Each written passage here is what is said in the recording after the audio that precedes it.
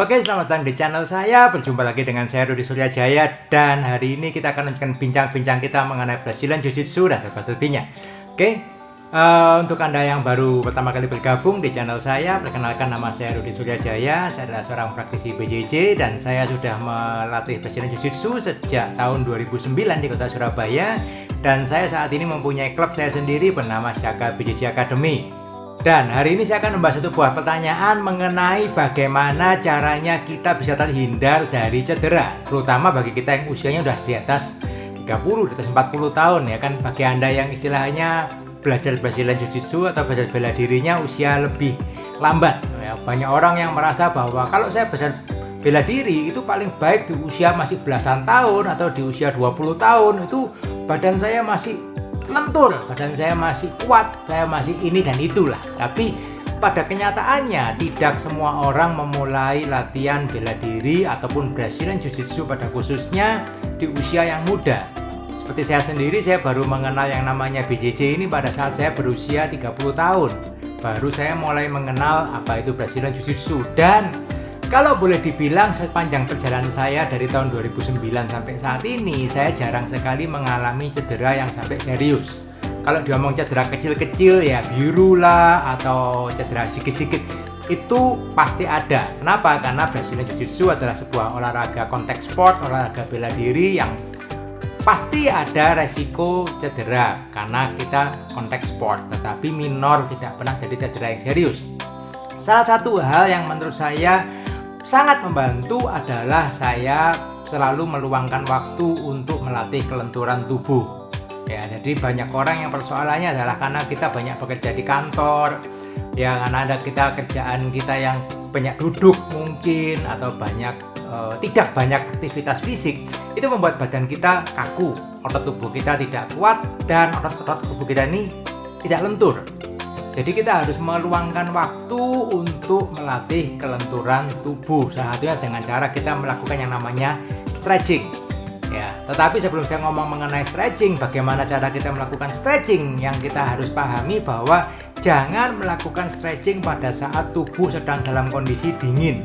Ini yang sering kali keliru, karena banyak orang yang belum ngapa-ngapain, tubuhnya dalam kondisi dingin, otot tubuhnya dingin, dipaksa untuk melakukan gerakan-gerakan stretching. Itu justru akan menimbulkan kemungkinan cedera yang baru karena otot tubuh tidak siap untuk diregangkan. Kita paksa, kita tarik, kita stretching, malah memungkinkan terjadi cedera. Kapan saat terbaik untuk melakukan stretching? Bagi saya pribadi, saya melakukan stretching setelah selesai kelas BJJ.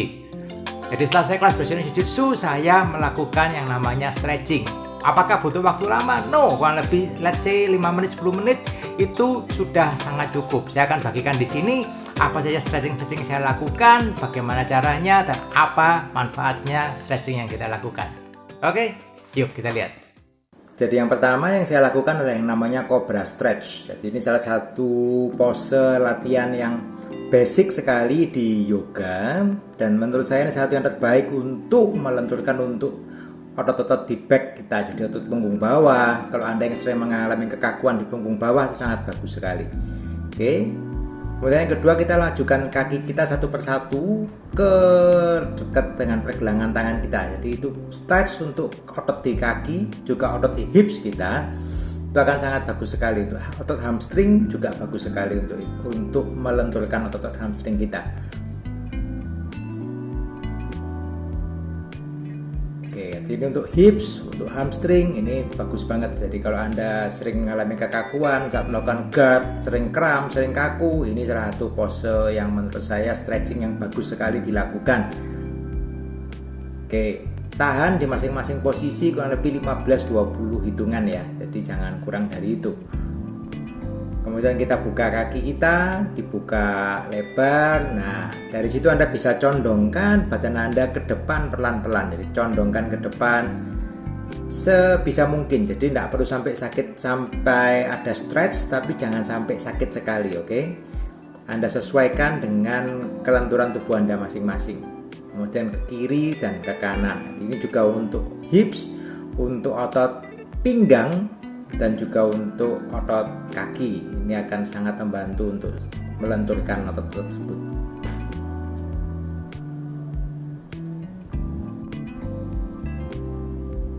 Ya, tahan di masing-masing kira-kira 15-20 hitungan, Anda sesuaikan dengan kemampuan Anda sendiri.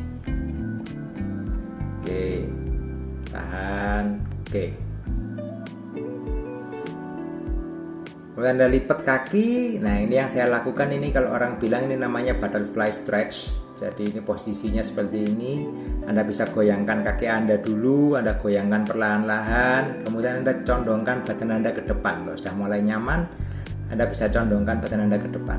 Iya. Nah, ini akan bantu stretch untuk otot pinggang, otot punggung juga. Kemudian juga untuk otot kaki bagian dalam. Ini akan di stretch dengan sangat bagus sekali. Ya, otot-otot itu yang banyak dipakai saat Anda melakukan posisi-posisi seperti guard, Anda melakukan upas, shrimping, itu banyak sekali dipakai. Jadi harus lentur kedua otot kaki itu. Oke, kemudian Anda bisa luruskan satu kaki, Anda silangkan kaki yang satunya, dan Anda tolehkan badan Anda ke sisi satunya. Nah, ini juga sama, ini juga akan melenturkan untuk otot hips, kemudian juga otot pinggang, dan juga untuk otot kaki. Nah, tahan di masing-masing posisi, kemudian Anda luruskan kaki, Anda stretch. Untuk otot di betis, juga otot di hamstring Anda, ini akan sangat bagus sekali dilakukan. Oke, kemudian Anda bisa ganti kaki satunya dan Anda tolehkan badan Anda ke sisi sebelah satunya. Tahan di posisi tersebut. Pastikan selama Anda melakukan stretching ini Anda tarik nafas, buang nafas dengan normal ya. Jangan menahan nafas. Jadi Anda tetap bernafas dengan normal. Tarik nafas, buang nafas, lakukan itu secara normal. Jangan menahan nafas. Kecenderungannya nanti waktu Anda melakukan stretching adalah Anda akan berusaha untuk menahan nafas. Nah, ini tidak boleh dilakukan. Pastikan Anda buang nafas, tarik nafas, dilakukan terus. Oke, nah kemudian pose yang berikutnya ini kalau dikatakan yang adalah namanya pigeon stretch. Jadi ini Anda lakukan stretching. Ini bagus sekali untuk otot pinggang, pinggul, juga untuk otot di kaki Anda.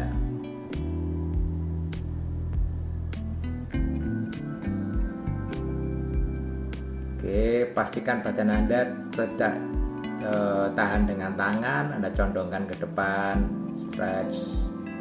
Jangan tahan napas ya, tetap bernafas normal seperti biasa, betul-betul stretching.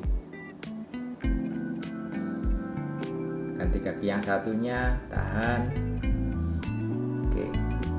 Usahakan otot Anda serileks mungkin. Jadi Anda cari posisi yang tidak sakit, tetapi Anda bisa merasakan ada stretch di otot-otot tubuh Anda. Stretch tapi tidak boleh sampai sakit ya. Pelan-pelan aja. Anda sering melakukan stretching ini, otot tubuh Anda akan semakin lama semakin lentur. Oke,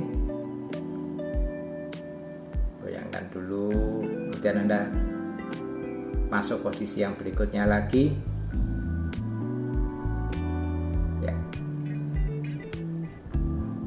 Oke, dari posisi tadi Anda luruskan, Anda stretch badan Anda, tangan Anda maju ke depan. Ini posisi namanya baby pose. Jadi Anda stretch, ini untuk otot punggung. Anda rasakan seperti tulang belakang Anda di stretch, direntangkan semaksimal mungkin ya. Pelan-pelan, jangan sampai sakit. Kalau Anda tidak cukup lentur, mungkin Anda kepala tidak bisa sampai di lantai, and it's okay. Pelan-pelan nanti Anda akan semakin lama semakin lentur di posisi-posisi ini. Tahan posisinya, tarik napas, buang napas. Pastikan Anda napas, buang napasnya teratur ya, tidak menahan nafas. Oke, relax. Anda terlentang sekarang. Oke, kaki disilangkan,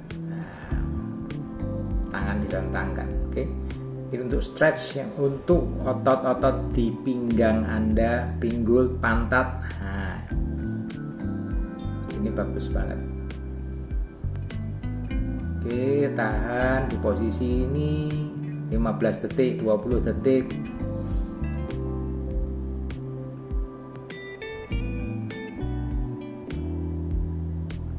Ganti posisi satunya ke arah yang lain.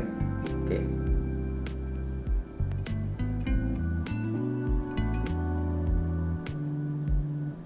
Good.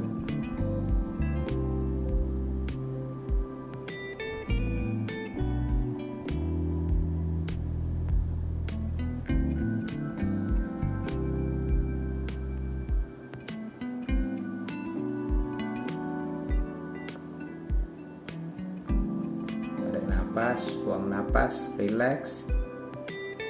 Pastikan ini tidak sakit, tapi otot-otot tubuh Anda stretch. And done.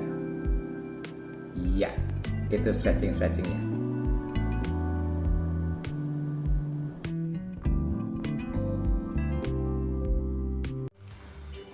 Oke, itu tadi stretching yang saya lakukan setiap saya selesai kelas Brazilian Jiu-Jitsu. Jadi setelah saya latihan, selesai sparring, semua selesai, kelas ditutup, saya akan meluangkan waktu sebentar, 5 menit, 10 menit untuk saya melakukan stretching tadi. Pastikan Anda meluangkan waktu di tiap gerakan, let's say 10 hitungan sampai 20 hitungan tiap posisi tadi. Itu akan membantu merilekskan otot tubuh Anda. Dan percaya atau tidak, itu mengurangi pegel linu pada saat keesokan harinya. Oke, banyak yang ngomong, wah saya habis latihan badan saya sakit semua. Iya, karena otot Anda setelah dipakai, Anda tidak melemaskan otot Anda dalam posisi yang tegang. Anda harus rilekskan otot Anda, dilemaskan dengan cara stretching, pendinginan seperti tadi. Oke, luangkan waktu Anda sesaat setelah saya latihan, dan itu yang saya pastikan itu akan membantu untuk melemaskan otot-otot tubuh Anda dan mengurangi terjadinya resiko cedera. Kenapa? Karena otot yang lebih lentur tidak mudah terjadi cedera. Oke guys, itu tips dari saya, semoga bisa membantu. Dan kalau Anda belum subscribe di channel saya, bisa klik subscribe di bawah supaya Anda tahu kalau saya buat video-video yang lebih baru lagi. Oke, keep on training and stay healthy. See you on the mat. Bos.